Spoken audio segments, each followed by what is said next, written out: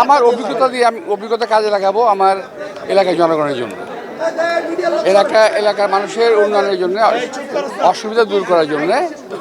আমার যে অভিজ্ঞতাটা আছে প্রায় প্রায় 40 বছরের, আমি কিসের কাজে লাগাবো ওনাদের প্রয়োজনে।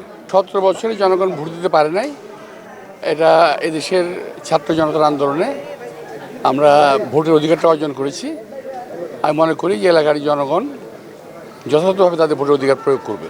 যারা সংশয় প্রকাশ করছে তারা কী কারণে করছে আমি জানি না, তবে ভিন্ন কারণে আমি সংশয় প্রকাশ করছি। একটা ভিন্নতর কারণ আছে, সেটা হলো যে কিছুদিন আগে একজন রাষ্ট্রের একজন হর্তাকর্তা ব্যক্তি তিনি বলেছেন কিছু নতুন লোককে সংসদে আনতে হবে,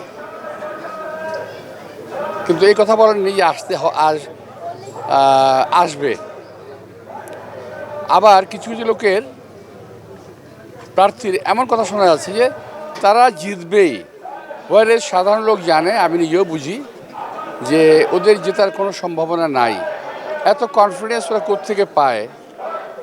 আমার ধারণা সারা বাংলাদেশের মধ্যে এই একটা আসন ঢাকা ৮, এটা নিয়ে একটা দেশে কোনো একটা অপচক্র কিছু একটা চক্রান্ত করছে আমার ধারণা।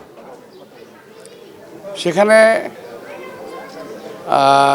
জনগণের যারা ভোট দেবে সেখানে ইঞ্জিনিয়ারিং হওয়ার সম্ভাবনা আছে।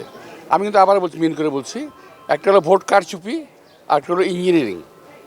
কারচুপিটা হয় সেন্টারে, যেটা অপকর্ম করা হয় বিভিন্ন সময়, হয়েছে ইতিমধ্যে। আর একটা হলো ইঞ্জিনিয়ারিংটা হলো অ্যাডমিনিস্ট্রেটিভ। আমি সেই অ্যাডমিনিস্ট্রেটিভ কুয়ের ভয় আছি। এছাড়া আমার আল্লাহর রহমতে কোনো ভয় নাই। আমারই আত্মীয়ের বাসায় যারা 20 জন ভোটার, ওখানে প্রায় 150 ভোটারের নাম, এবং তারা ভিন্ন সম্প্রদায়ের, এবং পাশাপাশি কয়েকটা বাসায় একই অবস্থা আছে এখন পর্যন্ত। তো এই বিষয়ে নির্বাচন কমিশনকে আমি সতর্ক হতে বলবো, ওনারা একটা ব্যবস্থা নেবেন আশা করি। এই ধরনের ভোটগুলোকে আইডেন্টিফাই করার পর ওনারা যেন এই সমস্ত ভোটগুলোকে বাতিল ঘোষণা করেন, কারণ এগুলো ভোট না। এমন এমন হোল্ডিং আছে যে হোল্ডিংই নাই, এমন অনেক জায়গা আছে যেখানে হোল্ডিংই নাই, তো সেখানে ভোটার আছে। তো এটা তো খুব একটা ভয়াবহ একটা ব্যাপার বলে আমি মনে করি।